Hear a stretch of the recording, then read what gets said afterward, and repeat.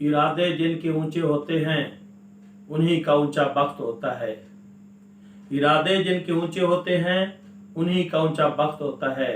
ज़माने में इम्तिहान भी उन्हीं का सख्त होता है। नहमदुहु व नुसल्ली अला रसूलिल करीम। अम्मा बाद फ़ौज़ बिल्लाहि मिनश शैतानिर रजीम। बिस्मिल्लाहिर रहमानिर रहीम।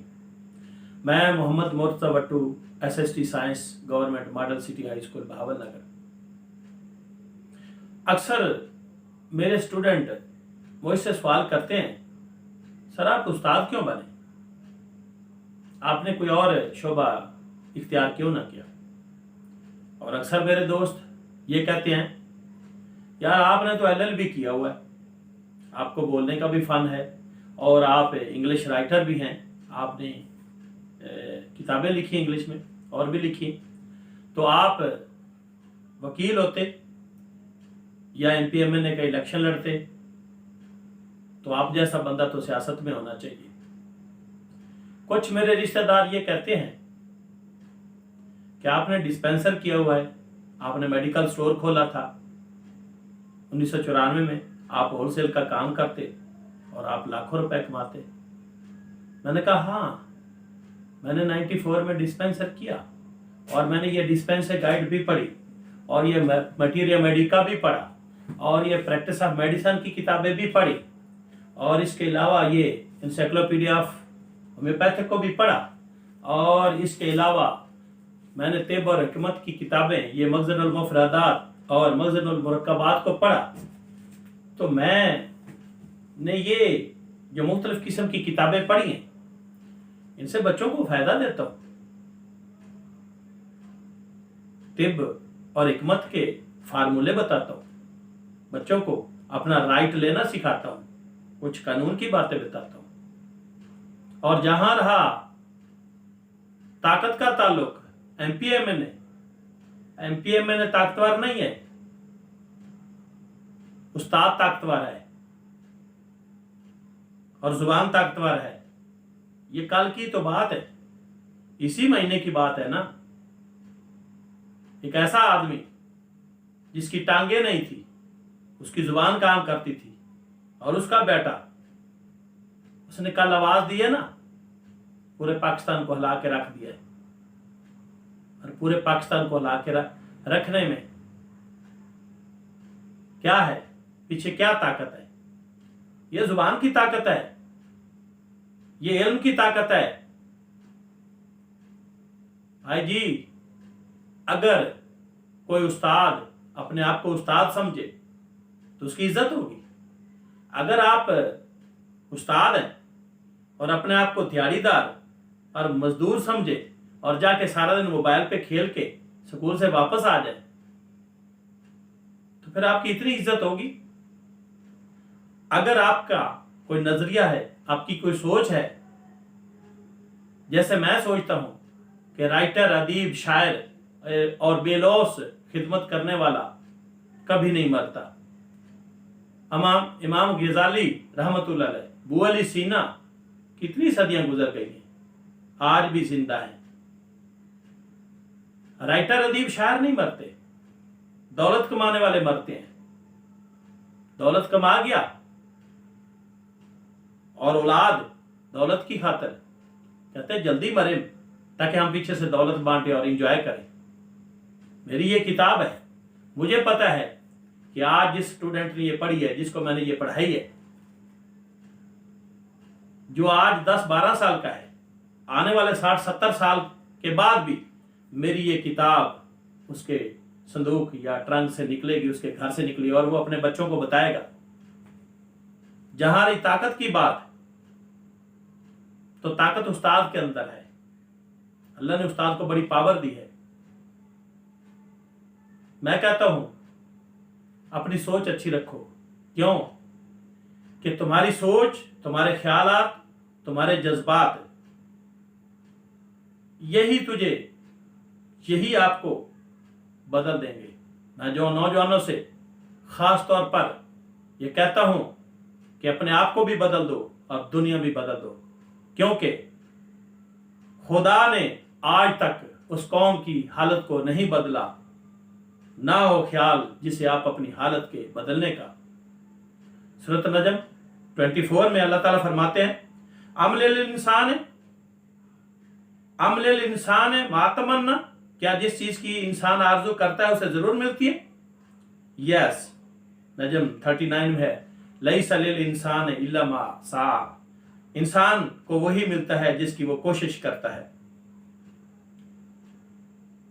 1980 में जब मैं दूसरी जमात का तालिब इल्म था तो मैंने एक कहानी पढ़ी। उसमें लिखा हुआ था, मामून और रशीद और अमीन और रशीद, जो कि खलीफा वक्त हारून और रशीद का बेटे हैं, मस्जिद के बाहर आपस में झगड़ रहे हैं। उनका उस्ताद मस्जिद से बाहर तशरीफ लाए, बच्चों से पूछा क्यों झगड़ रहे हैं। तो एक लड़का कहता है मैंने उस्ताद का जूता उठाना है, दूसरा कहता है मैंने उठाना है, और उस्ताद के जूते उठाने की वजह से वापस में झगड़ रहे हैं। उस्ताद ने फरमाया एक बच्चा एक जूता उठा के सीधा कर दे, दूसरा। इस कहानी से मैंने एक सबक सीखा कि जो उस्ताद होगा उसकी मुआशरे में इतनी कदर होगी कि बादशाह वक्त के बच्चे उसके जूते उठाते हैं और उसकी कदर करते हैं। इसकी मैं मिसाल पेश करता हूं। एक दफा हजरत अल्लामा मौलाना डॉक्टर ताहिरुल कादरी साहब बयान फरमा रहे थे। उन्होंने कहा कि जब वो मोहम्मद शरीफ साहब की मस्जिद इत्फाक मस्जिद लाहौर में खतीब थे, एक दफा उनको दिल का आर्जा हुआ तो मोहम्मद शरीफ साहब ने अपने बेटे शाहबाज शरीफ साहब को लंदन में उनके इलाज के लिए भेजा, और वो कभी कभी उनके जूते भी तब्दील कर देते थे। तो ये बात मैंने मौलाना ताहिरुल कादरी साहब से सुनी उनकी जुबान से, जिसका मतलब ये है उस्ताद हो, खतीब हो, बादशाहों के बच्चे उनके जूते उठाते हैं। मैं पढ़ता गया, तालीम हासिल की, उस्ताद लग गया।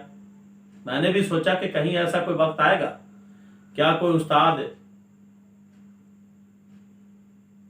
और है जो यही बात करे जो मैंने सोची। अल्लाह ताला का फजल हुआ, जुलाई अगस्त 2008 आ गया। बस वो वक्त मैंने देखा कि कभी नवाब तारिक उस्मान खान गद्दो का बट्टू, उनकी गाड़ियां आती हैं, उठा के ले जाती हैं, अदब एहतराम से, प्रोटोकॉल से खाने पेश किए जाते हैं, मदीने से आई हुई खजूरों के तोहफे पेश किए जाते हैं। और ऐसा वक्त भी आया जब पानी मांगा तो उन्होंने पानी की बजाय अपने मुबारक हाथों से बोतल पेश की। जब खाना खा रहे होते हैं तो मियाँ तारिक उस्मान खान गद्दो का अपने मुबारक हाथों से अच्छी अच्छी बोटियां उठा के पेश करते हैं, जनाब भट्टू साहब, जनाब उस्ताद मोहतरम, मेरी ख्वाहिश पे ये बोटी आप ज़रूर खाइए। और कभी कभी मियाँ खादिम हुसैन साहब, MNA साहब की गाड़ियाँ आती हैं, प्रोटोकॉल से ले जाती हैं, खाना पेश किया जाता है, चाय पेश की जाती है, और फिर बड़े ही अदब एहतराम से और मोहब्बत से एक पेशकश भी की जाती है कि हमें आपकी मदद की ज़रूरत है। वक्त मैंने देखा बड़े बड़े MP MNA, बड़े बड़े नवाबों की गाड़ियां आई, उठा के ले जाती, प्रोटोकॉल दिया जाता। अब अल्लाह का फजल करम है, किसी भी MP MNA के पास जाएं, उठ के सलूट मारते हैं, अदब एहतराम करते हैं। और जो मैंने सोचा था, मैं नहीं चाहता कि कोई बड़ा नवाब सरदार MP MNA मेरे जूते उठाए। उन्होंने तो जूते समायती गाड़ियों पे बैठाया। अगर आपको यकीन नहीं आता तो फिर आप फेसबुक पे मोहम्मद मुर्तज़ा भट्टू लिखिए, आपको MP MNA उस्ताद की किताबें उठाए खड़े नजर आएंगे।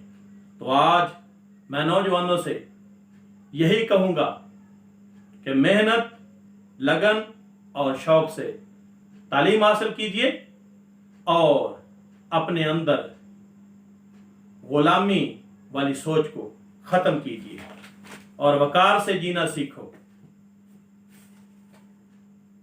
और मैं आखिर में यही कहूंगा, जब इस अंगारा खाकी में होता है यकीन पैदा, जब इस अंगारा खाकी में होता है यकीन पैदा, तो कर लेता है ये बालो परे रूहुल अमी पैदा।